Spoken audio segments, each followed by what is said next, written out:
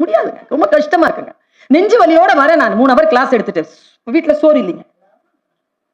எங்க அம்மா படுத்துட்டு இருக்காங்க. அம்மா அப்படின்னு. என்னம்மா சமையல் ஏதாவது செஞ்சுங்க? இல்லம்மா. உள்ள போய் பார்த்தா சமைச்சு சாப்பிட்ற விஷயம் தான் இருக்கே தவிர சமைச்சு வச்ச சாப்பாடு எதுவுமே இல்லை, ஃப்ரிட்ஜ்லயும் இல்லை. சரி கஞ்சி வச்சு குடிச்சிக்கலாம் அப்படின்னு சொல்லிட்டு அரிசி எடுத்து இப்படி போட்டேங்க பானையில். அரிசி இப்படி எடுத்து போடுறேன், தண்ணி ஊத்தல இன்னும். காலிங் பெல் நேரா விட்டுட்டு காலிங் பெல்ல திறந்தா, நான் இருக்கிறது மீசாப்பேட்டை, ராயப்பேட்டை. பிரியாணி அப்படி கிடைக்கும். அதுவும் அந்த வீட்டுல இருக்கிற வீடுகள்ல சமைக்கிற பிரியாணி, மட்டன் பிரியாணி பிரமாதமா இருக்கும் சார். வெஜிடேரியன்ஸ்க்கு கூட அவ்வளவு பிடிக்கும்,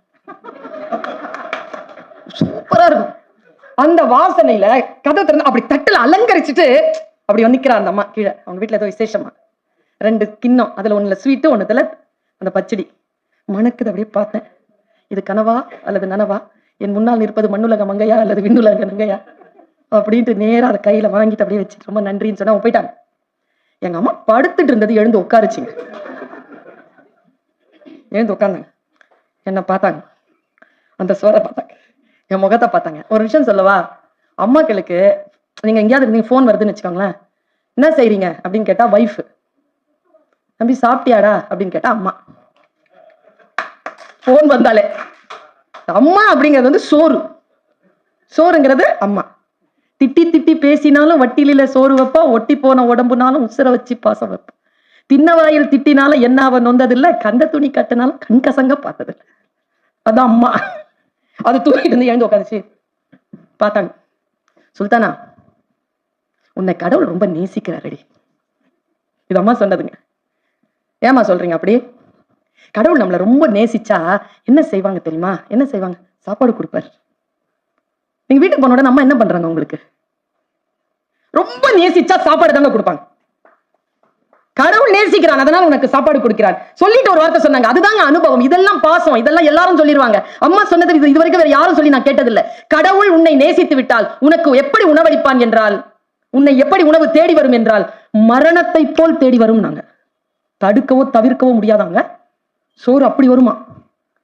பசிச்சிருச்சுன்னா கடவுள் உங்களை விரும்பிட்டாருன்னா சோறு அப்படி வருமா? மரணம் மாதிரி வரும். அப்படி நாங்க அந்த சொல் என்ன ரொம்ப டிஸ்டர்ப் பண்ணிருச்சுங்க. இத்தகைய சொற்கள் தான் என்னை உருவாக்குகிறது. ஒரு நாள் அப்படியே மனசு ஒட்டிஞ்சு உட்கார்ந்து இருக்கிற அம்மா சொல்ற, போராடாத போராடாத, சௌரி இருக்கிறார், போராடாத, அக வாழ்க்கைக்காக போராடாதே. துன்புறுத்துட்டாங்க யாராவது உன்னை கஷ்டப்படுத்துறாங்களா? போராடாத. கடவுள் கிட்ட கொஞ்சம் விஷயம், எங்க அம்மா கடவுள் நம்பிக்கை கொண்டது என்ன பண்றது? கடவுள் கிட்ட சொல்லு, அந்த ஆளு அங்க இருக்கிறாருல உனக்காக வேலை செய்யறதுக்கு ஏதாவது வேலை கூட, அந்த ஆளுக்கும் உனக்காக சில வேலைகளை அவரும் செய்யட்டும். போராடாத, விட்டுடு. உன்கிட்ட சத்தியமும் உன்கிட்ட நேர்மையும் இருந்தால் கடவுள் என்ன பண்ணுவார்னா, உனக்கு முன்னால் நீ யாரையெல்லாம் நீ உன்னை வருத்தப்பட வைத்தார் என்று யோசித்தாயோ, யாருக்கெல்லாம் நீ போராடினாயோ, உனக்கு முன்னால சோழிமாய் கொண்டு வந்து இப்படி போடுவான். அப்புறமா நீ அந்த சோழியை பார்த்து சொல்ல, கடவுளே நான் இப்படி சொல்லலையே, நீ யாரெல்லாம் நீ திட்டினியோ, யாருக்கெல்லாம் நீ போராடினியோ அவங்களுக்காக நீ பிரார்த்தனை பண்ண வேண்டியதாக போகும். எங்க அம்மா சொன்ன வார்த்தை. முன்னால பிச்சைக்காரர் இருக்கானா? இதுதாங்க வாசிப்பு நமக்கு தரும். கேட்கிற பக்குவம் இருக்குல்ல. இப்ப இந்த குழந்தைகளை கூட்டிட்டு வந்து உட்கார வச்சிருக்காங்க. நான் பேசுறது புரியுதான் தெரியும். இன்னைக்கு புரியலனாலும் ஏதோ ஒரு சொல் வாய் காதுல வந்து விழும் பொழுது, காலம் போனதுக்கு அப்புறமா அந்த சொல் மட்டும் ஞாபகம் தான், பொருள் புரிய தொடங்கும் பாருங்க.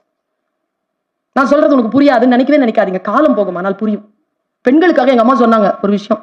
முன்னால பிச்சைக்காரன் இருக்கானா? நிறைய யங் லேடிஸ் வந்திருக்கிறீங்க. 40 வயசு தாண்டதான் சிரிக்குது.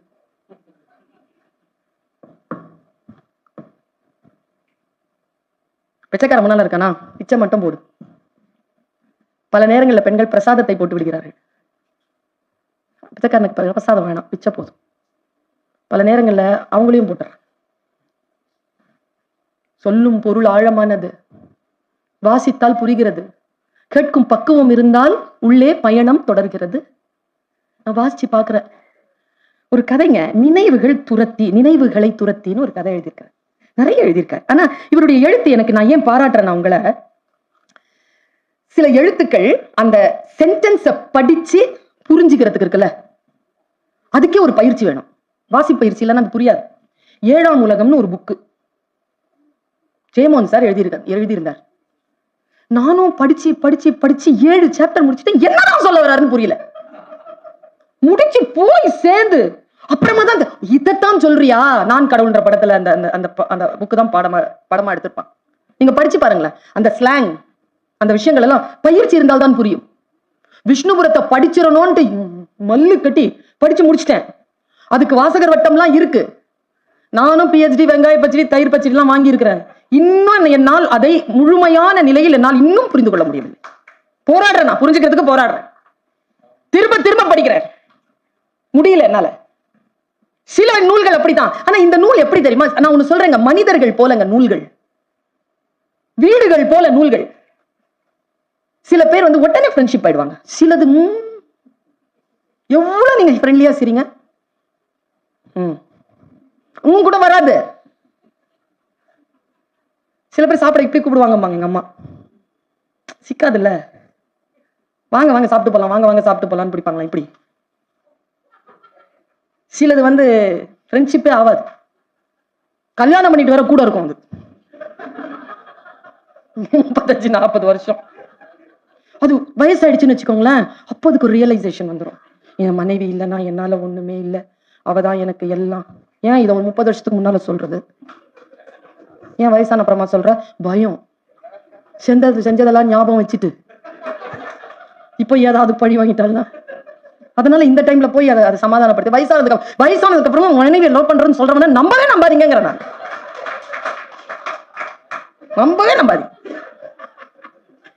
அதுக்குன்னு ஒரு வயசு இருக்கு. அதுக்கு நான் அந்த டைம்ல சொல்லு. ஆமா, தப்பிக்கிறதுக்காக மட்டும் வீட்டுல கேட்டு சொல்றேங்கிறது. நான் யோசிச்சு பாக்குறேங்க. நம்முடைய வாழ்க்கை தான் நமக்கு பாடம். மனிதர்கள் தான் குருமார்கள், உடன் வருகின்றவர்கள் தான் வீடுகள். சில வீடுகள் வந்து திறந்து வரவேற்கும், சில வீடுகள் இறுக்கமா மூடிக்கும். தட்டினாலும் திறக்காது, காலிங் பெல் அடிச்சாலும் திறக்காது. உள்ள ஆள் இருக்குதா இல்லையா ஒண்ணுமே தெரியாது. போன் அடிச்சாலும் எடுக்காது. கூப்பிட்டு இருக்கோம் வான்னு. புக்ஸும் அப்படிதான், நுழைய விடாதே. சில புக்ஸ் படிக்க விடாதே. எவ்வளவு படிச்சுதான் தீர்வேன் அப்படின்ட்டு கங்கணம் கட்டிட்டு நான் படிச்சு முடிச்ச புக் எல்லாம் உண்டு. வீடுகள் போல் மனிதர்களை போல் கைப்பிடித்து உள்ளே அழைத்து செல்கிறார் ஒளிவண்ணன். ஒரு டூர் கொண்டு போறாருங்க நமக்கு. வாங்க வாங்க அப்படின்ட்டு கூட கூட்டிட்டு போறார். இந்த கனவு, இந்த உத்தி ரொம்ப நல்லா வந்திருக்கு தோழர் உங்களுக்கு. உத்தி இத எளிமையான, அதாவது இன்னைக்கு வந்து வாசிப்பு பழக்கம்லாம் ரொம்ப இல்லாம வெறும் பிளாக்ஸா படிச்சுக்கிட்டு அல்லது அந்த வாட்ஸ்அப் செய்திகளையும் ட்விட்டர்லையும் ஃபேஸ்புக்லையும் மட்டுமே வாசிப்பு பழக்கத்தை கொண்டிருக்கின்றவர்கள் கூட ஒரு தீவிர இலக்கியத்தை வாசித்து முடித்தால் என்ன நன்மை பெறுவார்களோ அந்த நன்மை பெறுவதற்கான வாய்ப்பை தன்னுடைய எளிமையான மொழியில் தந்திருக்கிறார் ஒளிவண்ணன். இதை என்னால சொல்லிட முடியும்.